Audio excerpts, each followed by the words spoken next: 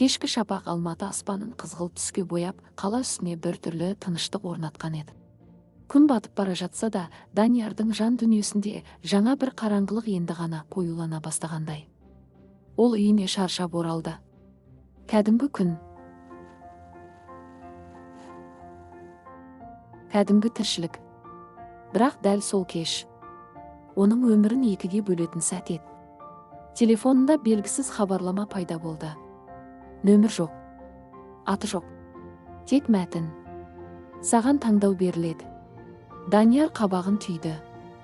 Бұл не тағы? Ол мән бермей телефонды шетке қойды.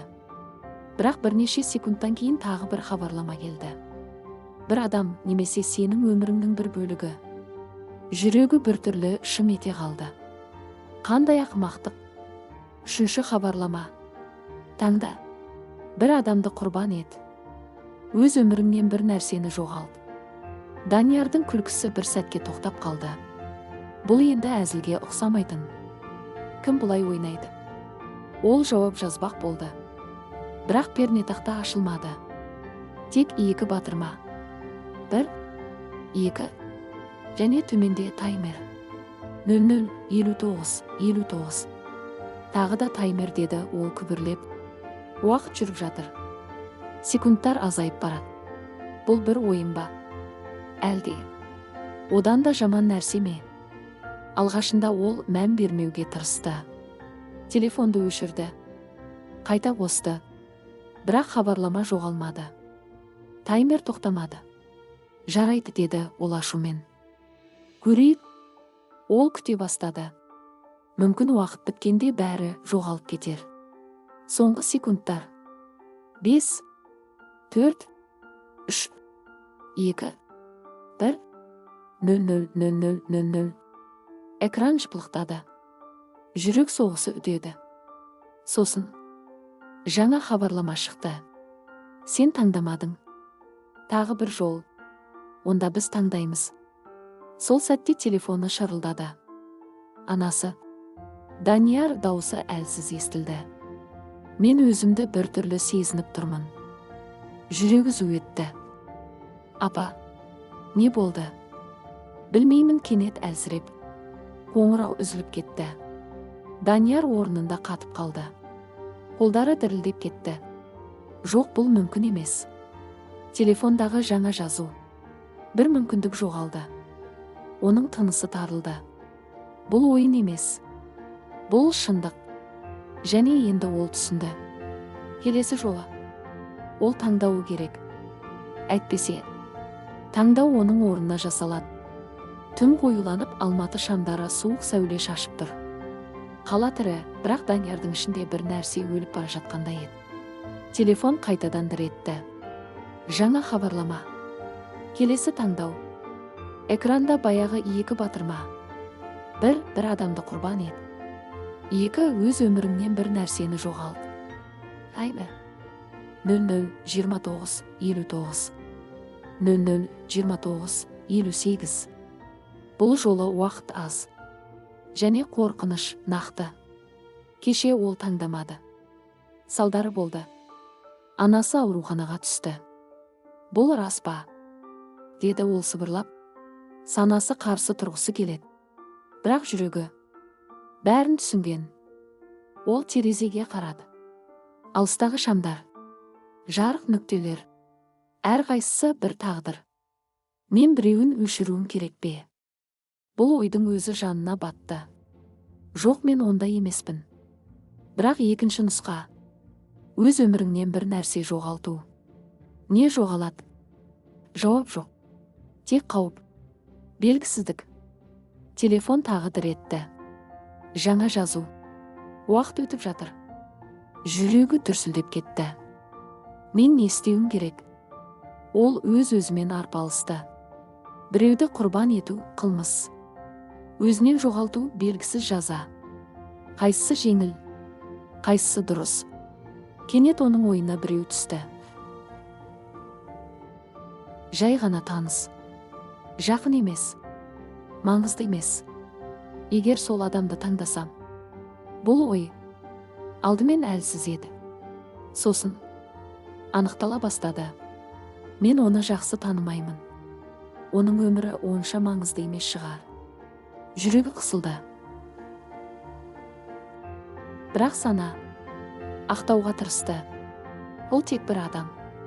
Ал менде бәрі қалады. Таймер 00:05:12. Қысым күшейді. Ол экранға қарады. Саусағы дірілдеп тұр. Кешір, деді ол сыбырлап. Сосын бір батырмасын басты. Бір сәт тыныштық. Сосын жаңа жазу шықты. Таңдау қабылданды. Тағы бір жол. Бір тағдыр өшірілді. Даниярдың денесі мұздап кетті. Жоқ, телефонына жаңалық келді. Жол апаты. Қаза болған адам. Таныс есім. Сол адам. Данияр отыра кетті. Қолдары қалтырап. Жүрегі ауыр. Мен істедім. Бұл шындық. Қашып құтылмайтын. Ол алғаш рет таңдады. Және біреуді жоғалтты. Бірақ ең қорқыныштысы, экранда жаңа таймер қайтадан іске қосылды. Келесі таңдау 23:59:59. Бұл аяқталмаған. Бұл бастамасы ғана.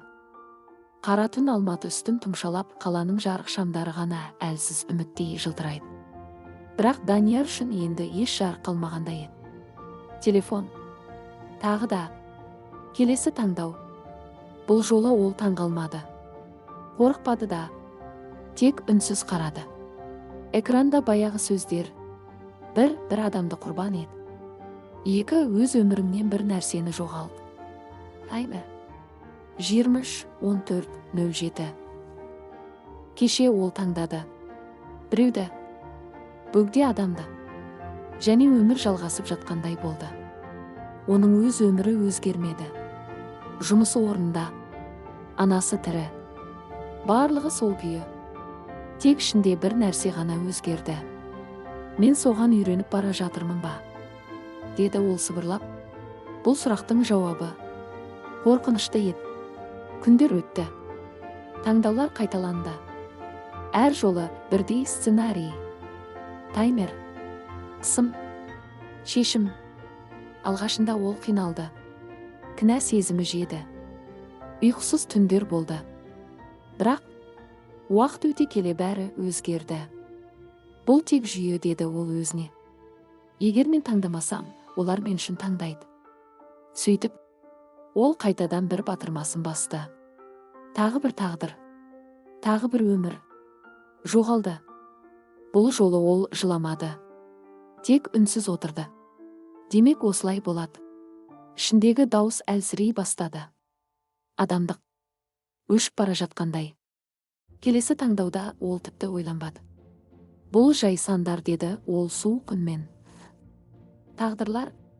Телефондағы жаңалықтар енді оған әсер етпейтін. Аты жөндер жай әріптер. Өлім жай ақпарат. Бір күні экранда жаңа жазу пайда болды. Сен үйрендің. Данияр бір сәтке тоқтап қалды. Не? Тағы бір жол. Енді сен түсінуге дайынсың. Жүрегі бір сәтке шым ете қалды. Ұмыт қалған сезім. Қайта оянғандай. Нені? Экран жыпылықтады. Жаңа бөлім ашылды. Бейне. Ол ашты. Экранда өзі. Бірақ басқаша. Көзінде шаршау.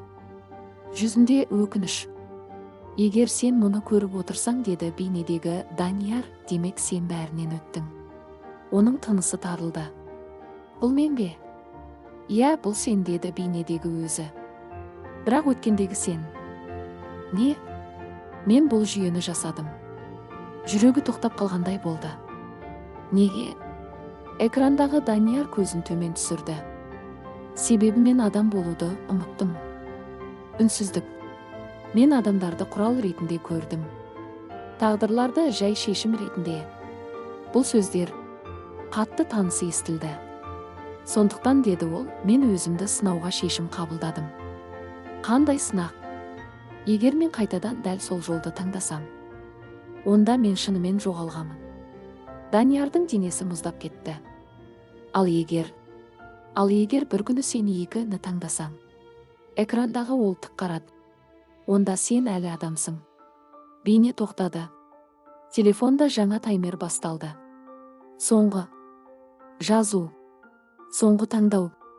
Данияр үнсіз тұр. Жүрегі ауыр. Бірақ бұл жолы бәрі анық. Өйткені ол енді түсінді. Бұл кек емес. Бұл айна. Ал айнада өзінің шынайы бейнесі тұр. Таң алдындағы сұп-суық тыныштық Алматы көшелерін қымтап тұр. Қала әлі оянбаған, бірақ Даниярдың ішінде бір дәуір аяқталып, бір тағдыр шешілгелі тұр еді. Телефон экраны тағы да жарқ етті. Соңғы жазу, соңғы таңдау. Төменде танысы екі жол. Бір адамды құрбан ет. Екі өз өміріңнен бір нәрсені жоғалт. Бірақ бұл жолы басқаша. Экран астында тағы бір сөйлем пайда болды. Бұл таңдау сені анықтайды. Таймер 00:09:59. Данияр көзін жұмды.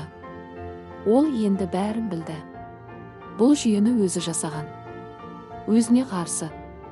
Өзінің қараңғылығын көру үшін. Сонда мен кіммін? Деді ол сыбырлап. Жауап өткен әрекеттерінде. Қанша адамды ол құрбан етті? Қанша тағдырды сөндірді? Ол санамауға тырысты. Өйткені санаса, өзінен жиіркеніп кетер еді. Бірақ дәл сол сәтте ішінде бір дауыс қайта тірілді. Әлсіз, бірақ тірі. Тоқта. Ол алғаш рет батырмаларға емес, өз жүрегіне қарады. Мен бұлай жалғастыра алмаймын. Таймер 00:05:21. Ол терең дем алды. Бұл жолы таңдау жеңіл емес. Бұл жолы ол бәрін жоғалтуы мүмкін. Егер мен тағы бірді таңдасам, бәрі жалғасады. Мен тірі қаламын. Бірақ кім болып? Бос қабық. Сезімсіз адам. Ал екі? Белгісіздік. Жоғалту. Мүмкін. Бәрінен айырылу. Бірақ адам болып қалу. Таймер 00:01:44. Қолдары дірілдеп тұр. Бірақ көзі анық. Бұл жолы ол қорықпады. Өйткені шын қорқыныш жоғалту емес, өзін жоғалту. Мен қателестім, деді ол баяу. Бірақ мен сол қателік болып қалмаймын. Сол сәтте ол шешім қабылдады. Саусағы баяу қозғалды. Және екі батырмасын басты. Бір сәт барлығы тоқтағандай болды. Сосын экранда жазу шықты. Таңдау қабылданды. Тағы бір жол. Сен әлі адамсың. Данияр көзін жұмды. Жеңілдік пе? Әлде соңғы тыныштық па? Білмеді. Кенет жарық өшті. Телефон сөнді. Дүние үнсіз қалды. Таң атты. Қала оянды. Адамдар тіршілігімен жүр. Бәрі қалыпты. Бәрі бұрынғыдай. Бірақ бір айырмашылық бар. Даниярдың өмірінде бос орын. Жұмысы жоқ. Достары жоқ. Кейбір естеліктер өшкен. Бірақ ол тірі. Және ең бастысы, ол адам. Ол баяу көшеде жүріп бара жатты. Жаңа өмір. Жаңа бастау. Ауыр. Бірақ таза. Ол аспанға қарады. Терең дем алды. Және алғаш рет шын еркіндікті сезінді. Телефон қалтасында үнсіз жатты. Еш хабарлама жоқ. Еш таймер жоқ. Кек аяқталды. Өйткені ең ауыр кек өз-өзіңді жеңу еді.